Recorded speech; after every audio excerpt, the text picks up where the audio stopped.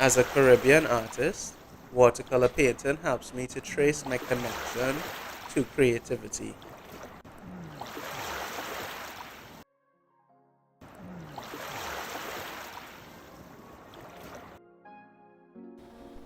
Working with watercolor, for me, it's therapeutic.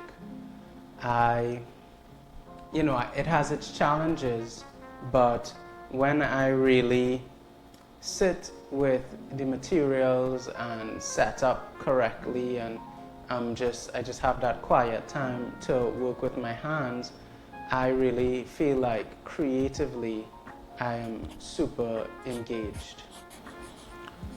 I think the part of watercolor that I keep coming back to, or what is speaking to me right now, is that sense of the materiality of it. I'm thinking a lot of the natural pigments, the earth pigments, the tone, the color of them, how they settle in the eye, they're easy on the eyes, they're not as harsh. I'm also connecting it to the landscape, those ochre pigments, red ochre, yellow ochre, burnt sienna, umber, those browns, those raw colors, they come from the earth, and for me, that is exciting in painting material, painting physical things. In a similar sense, in the garden, I see that change taking place.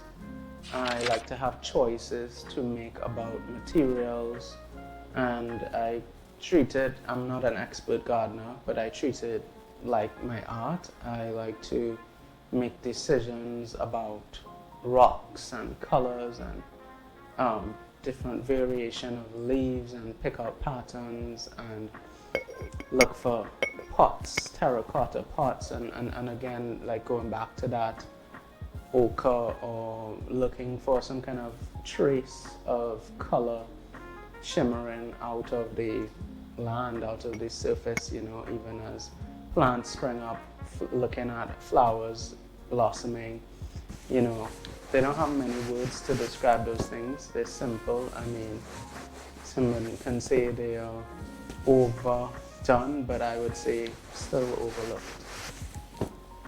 But I'm not so interested in a product. I guess it's more so taking that process into new spaces. So like taking the cut lemongrass into the kitchen to dry it out, and how do you prepare it in tea versus how do you prepare it for oil, or how does it work as incense or mosquito repellent, its function, yes, but also preparation, process, and transition. So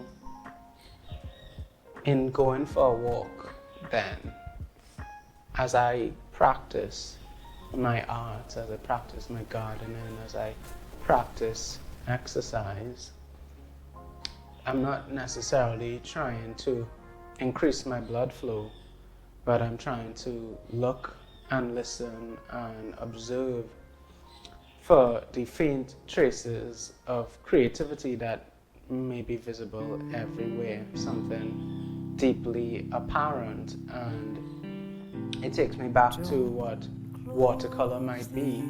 If it's a faint trace of something, I think, it's a faint trace of something within. And for me, I think what I'm tracing, what I'm trying to follow, the path I'm trying to walk along, is a creative one.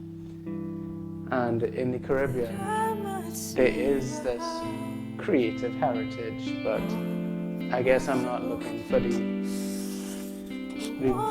the creative road well traveled. I'm looking for a faint one, a fine line to follow.